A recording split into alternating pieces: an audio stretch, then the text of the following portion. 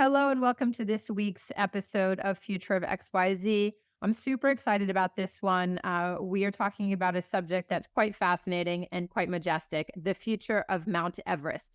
And joining us is Ben Ayers. Ben is a documentary filmmaker. We'll get to talk about some of his films, a National Geographic explorer, as well as the Everest correspondent for Outside Magazine, which of course gives him incredible credibility. But more than that, he's been living in Nepal, which is one of the sides of Everest, off and on since the late 1990s when we went to Bates College together.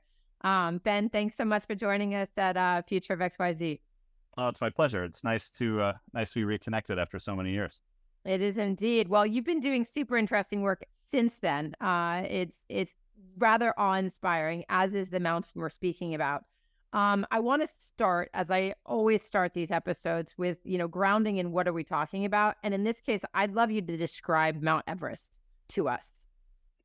Yeah, I mean, obviously that's a large monument, large mountain to describe in short form. I think for me, Mount Everest occupies a place in the global imagination as the tallest point on Earth. For me, I very much see Mount Everest, having lived underneath it for many years, having spent a lot of time researching. I've never climbed it, but I've spent a lot of time at base camp and running around there and being a part of the mountaineering industry.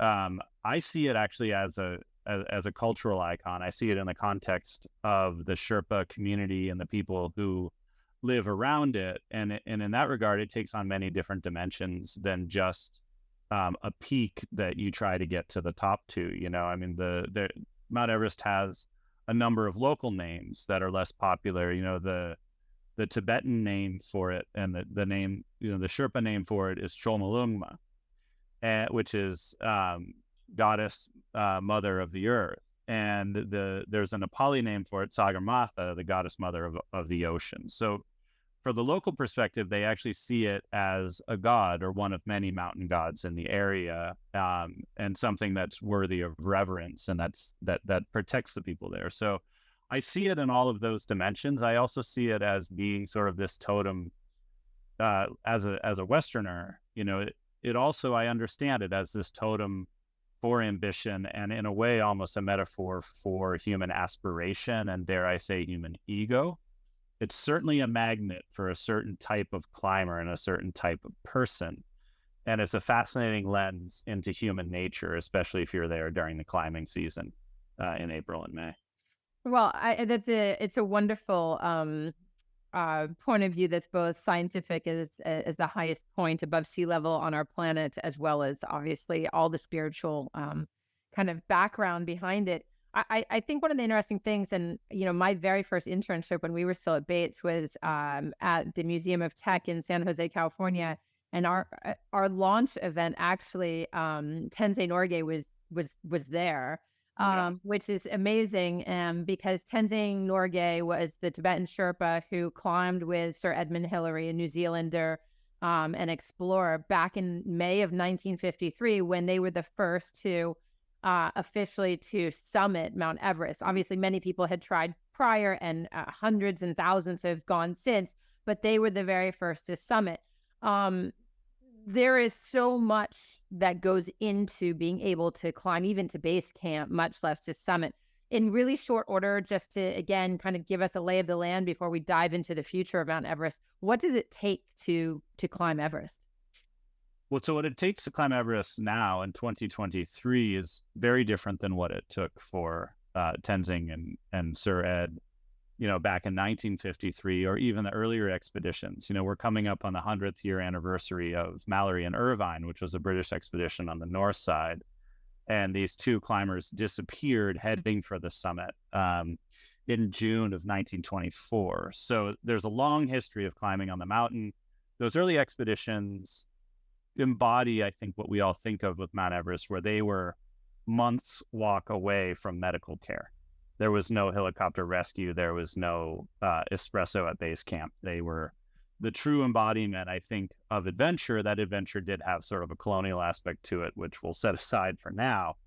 But climbing Everest in 2023, 2024, what that requires now is you need to have a pretty decent bank account. An average Everest expedition is going to cost you somewhere in the realm of 50 to 70 up to $100,000, depending Plus on travel, plus gear, etc. plus all the other things, depending on the level of comfort and safety. And unfortunately, it does depend on the price tag.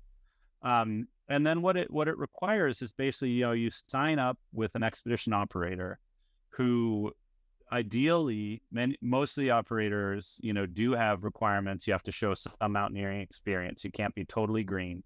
But there are instances where people who have zero climbing experience are learning how to put on crampons at 18,000 feet at Everest Base Camp.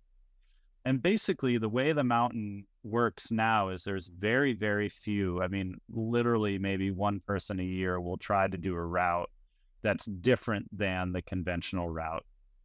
And there are two main ways up it. One is from the north side on the Tibetan side, which is a longer climb. It's Chinese now. Which is Chinese Tibetan. Yeah, exactly. Tibetan Autonomous Region. That route is longer, but safer. There's less objective danger, less things to fall on you or avalanches to sweep you away. But it's less popular because the Chinese government is less reliable, or they're more, they'll close down for COVID. They'll shut down the climbing season weeks before it happens. For them, it's less of an economic priority. On the Nepal side, it's much more commercialized. There's one main route, and that route, sees the majority of climbers. Last year, there was something in the neighborhood of 400 clients climbing Everest, and then to support them, there was another 700-800 local workers trying to support that infrastructure. It's in billions of dollars for the Nepalese tourism board, who's issuing permits every year. So it's a main driver of revenue, not to mention, and I want to talk about the Sherpas and the other kind of high altitude support system locally. But yeah, that's kind of remarkable, actually. I mean, it is. When you look at a country like Nepal that is, still in the developing nation status, it's one of the poorest countries in the world. So having a multi-million-dollar revenue generator is important. And so one of the challenges that you see operating on the south side of Nepal, that's the opposite of the Chinese government, is that there's very little regulation and very little control of the number of people on the mountain or steps put in place to ensure the safety of the climbers and the workers there. And that's one of the main challenges faced within the industry right now. Well, I mean, it's there. This can go in so many directions, but let's jump into that conservation piece, because that's something that is profound. I mean, we've all seen the images. I think it was in 2022, right at the end of the COVID, when you had this just line of climbers going up, but we're also hearing about the thousands of tons of waste that are left behind, both in terms of food waste, empty oxygen tanks and cartridges, torn tents, ropes, whatever. Not to mention the 200 plus or so bodies that are left and can't be recovered of past climbers who didn't make it either up or back down. Right. What kind of conservation efforts are underway? What are what kind of risk mitigation for the future can a developing country like Nepal that is kind of organizing this take on? I mean, who are the partners that are necessary? What's happening? Yeah, I mean, it's not being done in a way that is incredibly efficient or thorough.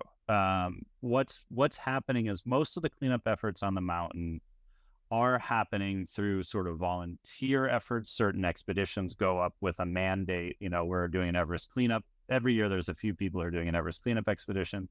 The Nepal Army every year mounts an expedition that goes up and is taking materials down from the higher camps that have been left there for years and years.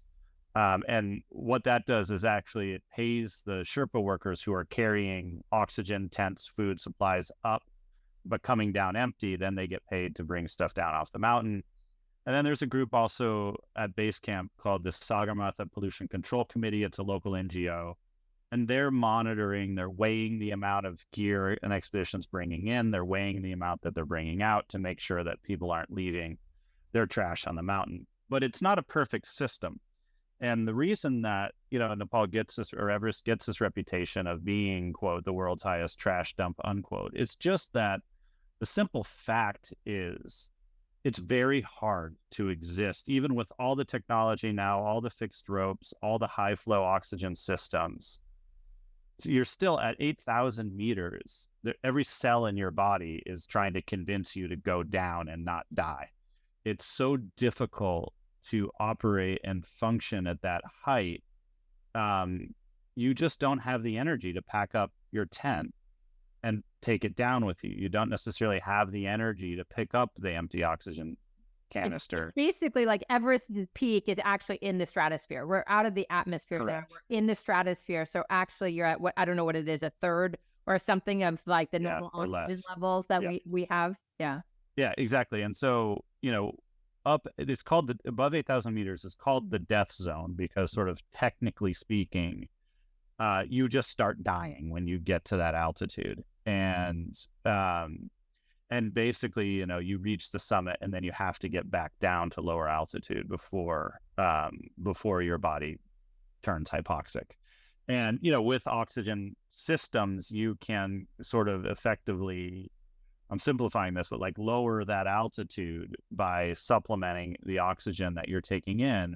But it's still extremely difficult to function in those environments, not to mention the cold and the wind and storms, et cetera. So the idea of, for example, removing a body from above 8,000 meters where there's a lot of bodies, because that's a place where it's very easy to die, it's an endeavor. It's difficult for, ambulance crews to remove a body from a house in Brooklyn.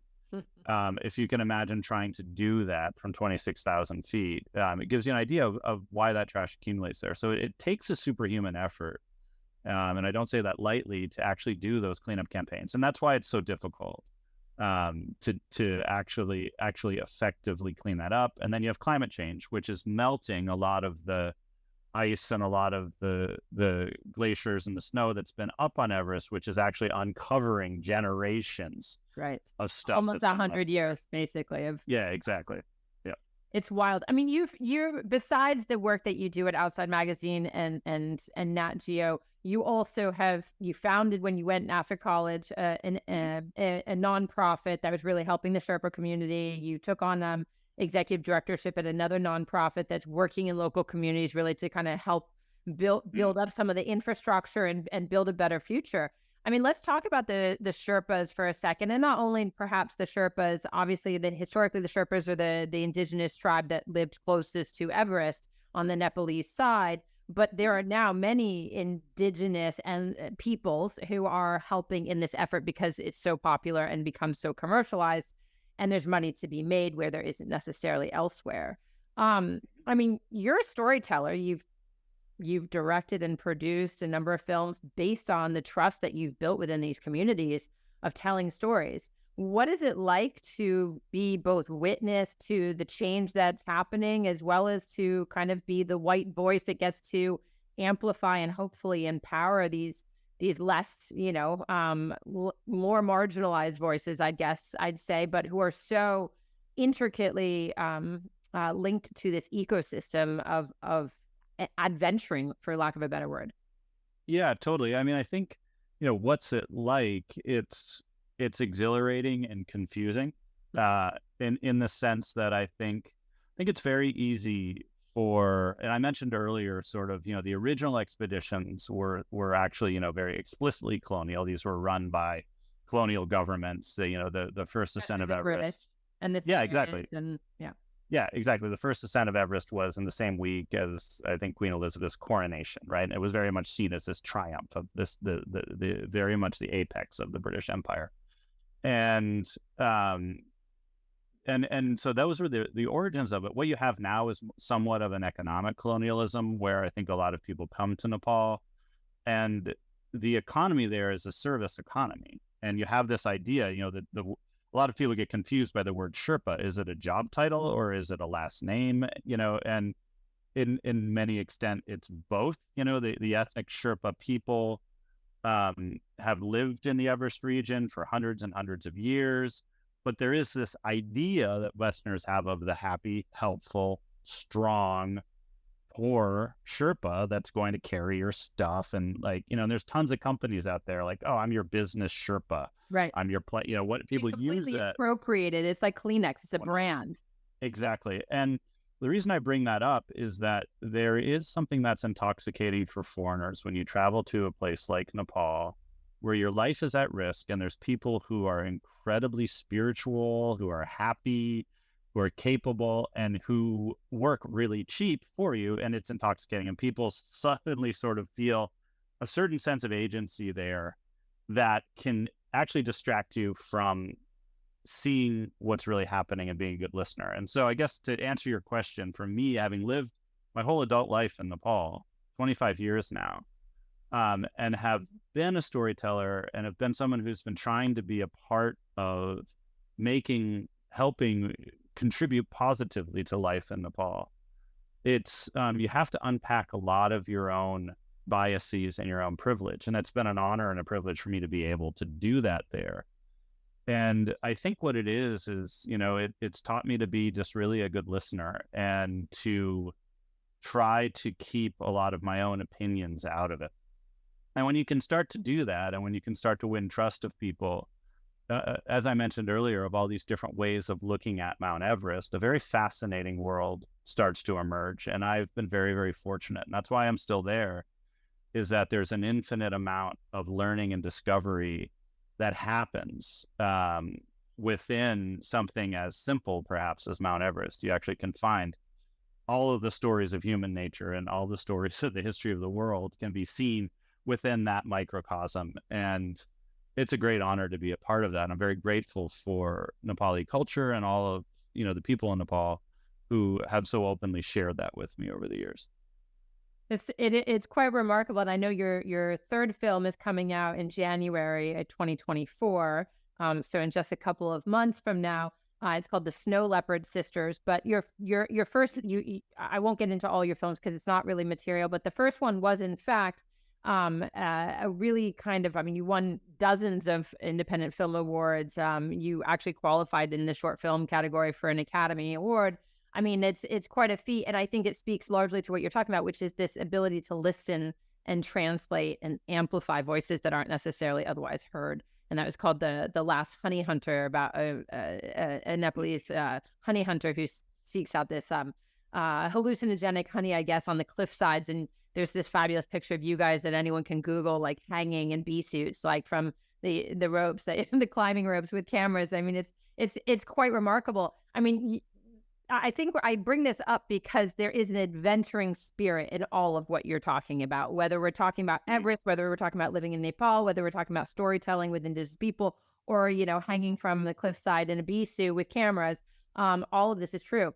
What I find really interesting, there is a 1 in 100 chance, actually 1.2 in 100 chance that someone who attempts to climb Everest based on the statistics is going to die.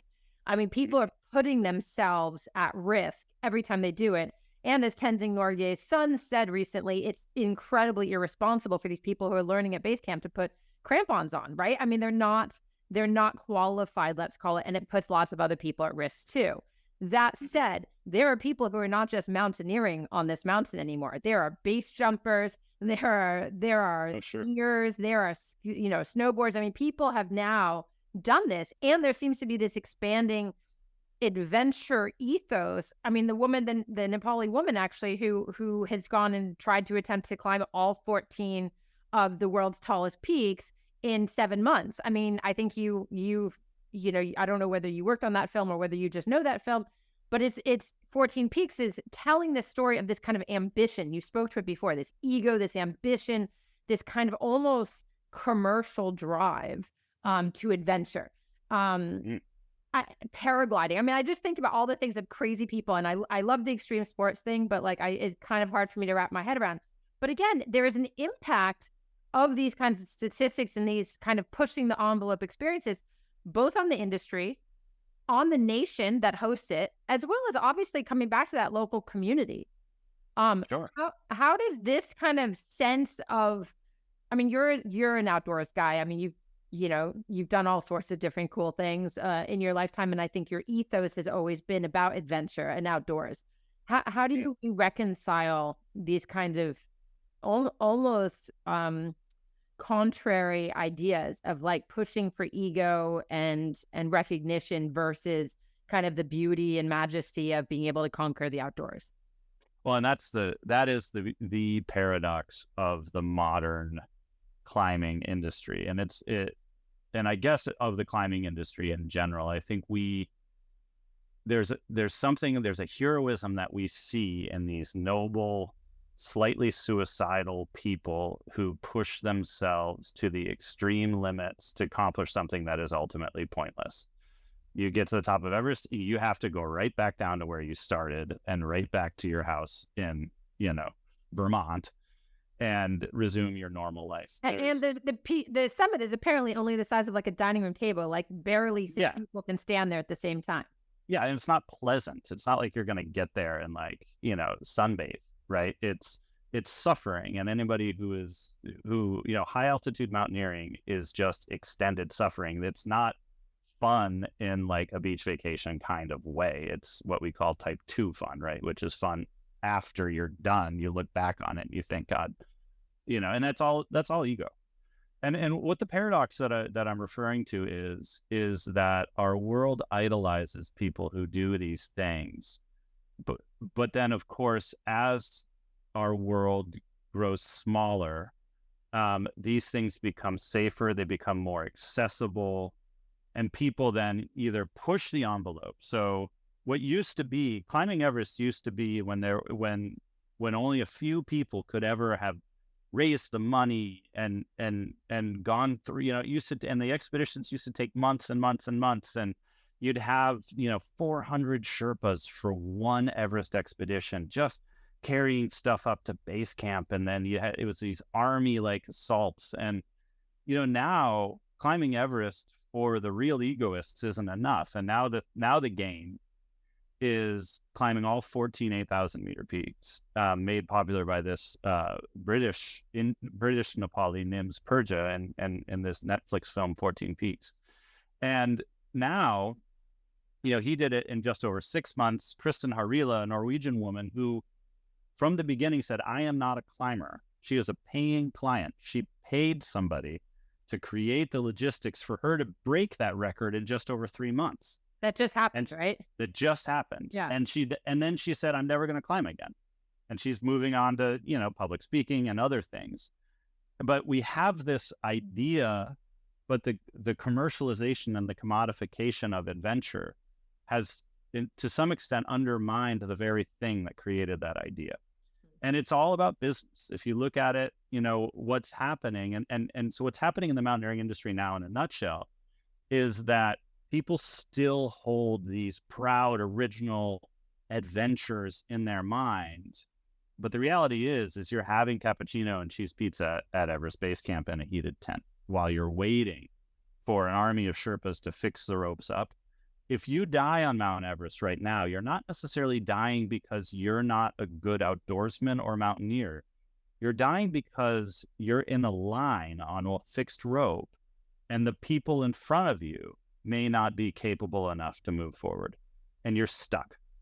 And you're stuck when a storm comes. It's not about this idea of an individual capability. It's maybe you signed up with the wrong company, or you signed up for the wrong time, and you went up at the wrong time. So, and that's not just Everest now. That's expanding across all of the 8,000 meter peaks. And the real climbing that's happening in the world right now, if you're looking at climbing as an art form, is happening on lower peaks, much, much harder ascents. People are pushing their physical abilities and their technical abilities as climbers way beyond the limits of what was possible in the 1950s, 60s, 70s, 80s. And nobody knows about it. Nobody cares. And those people are what you think of when you think of a climber. They're sort of very, very passionate dirtbags with no budget that are out there doing actual real adventure and exploration. But it's not popular and it's not economical. So that gets left out. And so right now we're in this moment of Everest climbing. I think what will happen in the next 5 to 10 years is people will stop recording 8,000 meter ascents, meaning it's sort of like Mount Washington in New Hampshire. You don't there's no one's keeping a database of whether or not you went up there with your friends and your dog on a weekend. And that will probably start to happen on the world's highest peaks now. That's wild. You answered the second to last question I always ask. Well, what do you think will happen in the next 5 to 10? But what's your greatest hope specifically for Mount Everest in, let's call it 20 years time?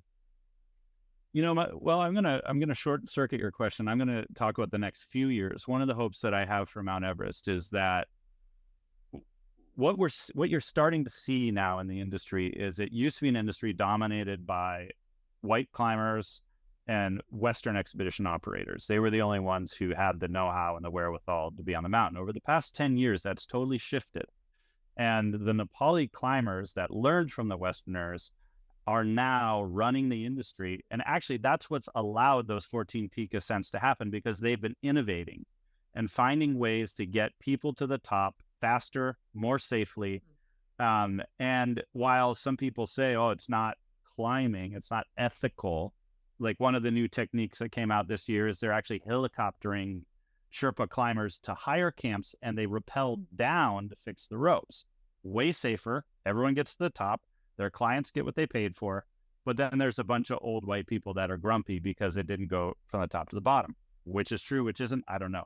But what I hope is that in the next few years, we'll start to see the recognition of the innovation and the strength of the Nepali workers on the mountain, and those stories come to the forefront, and not just the stories of Western climbers like Harila and others who are essentially paying for their glory and paying for their expeditions. I think it's more interesting.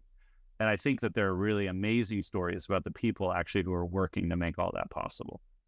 In 20 years, I hope that then Everest becomes a commodity that is scarce. And I hope that there are regulations in place where only a few people climb it every year. It's a true privilege, and it costs an enormous amount of money.